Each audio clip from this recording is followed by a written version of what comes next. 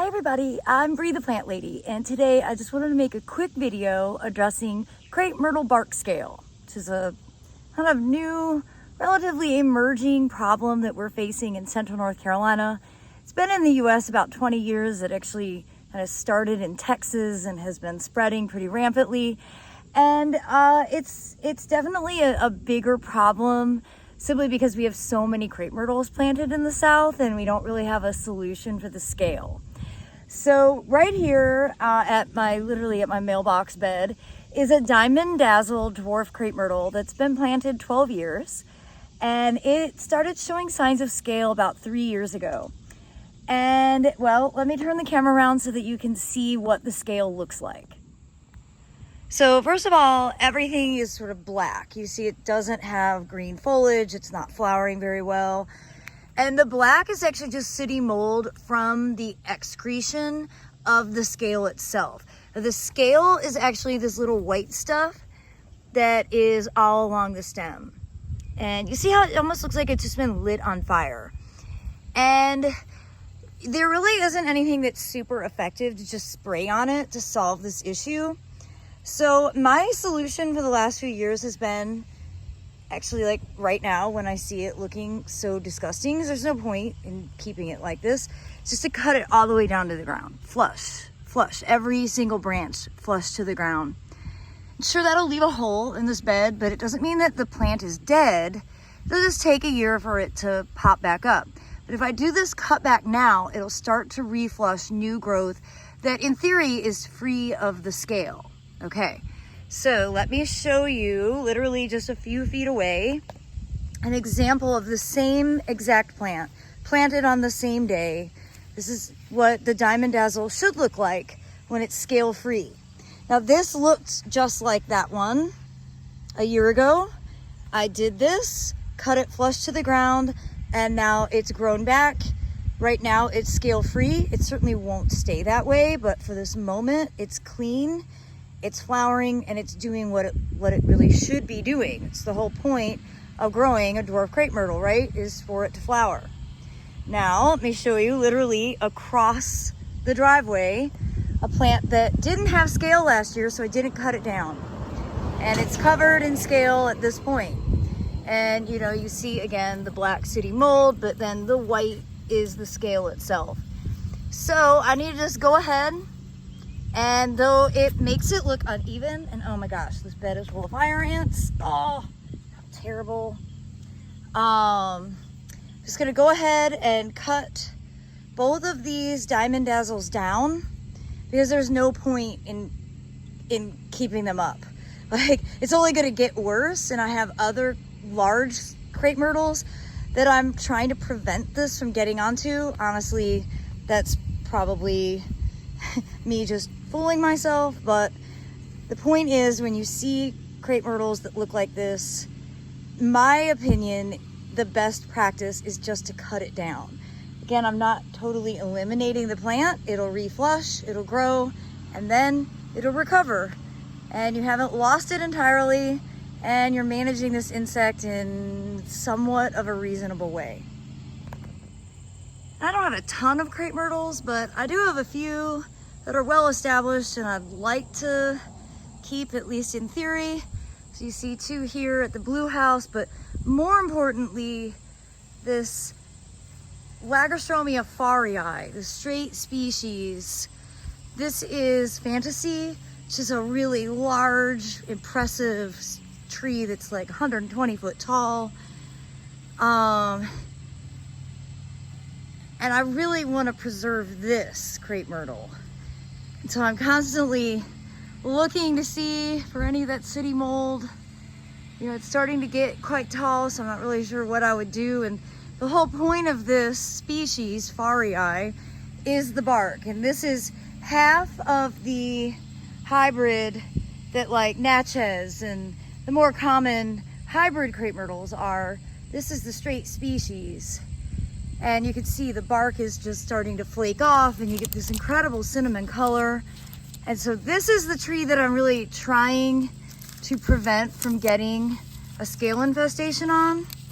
And unfortunately, farii does seem to be more susceptible to the scale So I'm probably being really naive, thinking that anything that I do is going to prevent that from being the inevitability, but it feels good to at least try.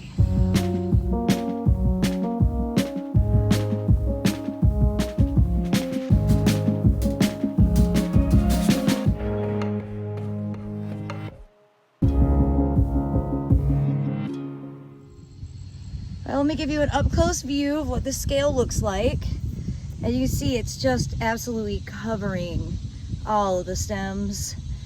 And to my knowledge, even systemic pesticides that are effective on other scale, like Safari, it isn't effective on this particular Crape Myrtle bark scale. And then you have to be really cautious when applying imidacloprid to flowering plants like Crape Myrtle, because that pesticide then is available in all parts of the plant, including the nectar, and then that hurts the pollinators, and so there's like real consequences for managing one pest, and then it impacts everything else down the food chain. So I'm just contemplating, now that I've got this bed cut back, and basically the only thing that's still alive are the muley grass and the eucomis. And my thought train here is simple. Why would I keep doing this when I could just get rid of the Crape Myrtle and put in more muley grass? Well, this breeze is great, but it's probably bad for the audio. But as I'm sitting here contemplating what's next, because this bed is now open and boring, and I'm like, why would I be trying to preserve these high maintenance Crape Myrtles that have this huge pest problem when I could just fill this bed with muley grass, which is already well established, does incredibly well. And I have trays of muley grass out back waiting to be planted. And so I'm just sitting here sort of scolding myself for not coming up with the easier solution from the beginning. And I hope that my videos will inspire you all to think a little bit more logically, not necessarily the way I think, but to approach your garden in a way that not only is it environmentally sustainable, but it's also more sustainable for your own time and effort. So I've decided that I'm gonna go ahead and pull out my stump killer, because I'm not gonna try and dig these 12-year-old stumps out. And then I'm gonna go ahead and plant muley plugs, and once and for all let this driveway bed just be native ornamental grasses. And honestly, I think they'll look a lot better, and I'll have the joy in January of burning them all down. In case you're wondering what I use to kill stumps, it's this pre-made product. I think I bought this at Lowe's. No mixing, you just apply it. I usually apply it with a paintbrush. And then I've got my partial tray of pink muley grass.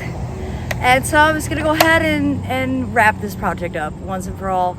I'm leaving the Crape Myrtle that is blooming right now just because. And though it's driving me crazy because I like for things to be generally symmetrical, I'll go ahead and knock that one out later in the season, certainly after it's flowering. Well, I have to say, I am so happy to actually have looked at this problem and come up with a more sustainable solution. Now, admittedly, I wasn't even planning on making a video today. I was just checking the mailbox, saw the scale, had a reaction, went and grabbed my tripod and started making this video without thinking. Midway through, the wheels started turning, and then a much better solution appeared. And that's really the advice that I hope to leave you with all of the videos that I make. First of all, they're very authentic. I generally don't even come outside with a plan. I'm just navigating the garden as I see it. And really, if you have a plant that's causing you a lot of pest and disease problems, instead of treating the symptoms, maybe think more critically about yanking it out and replacing it with something that's going to be easier in the long haul and equally beautiful and purposeful. So I do hope that you will be inspired by this video, that you can definitely see my attention deficit train of thought. And I am always wishing you the very best. As always, thanks for watching and happy gardening.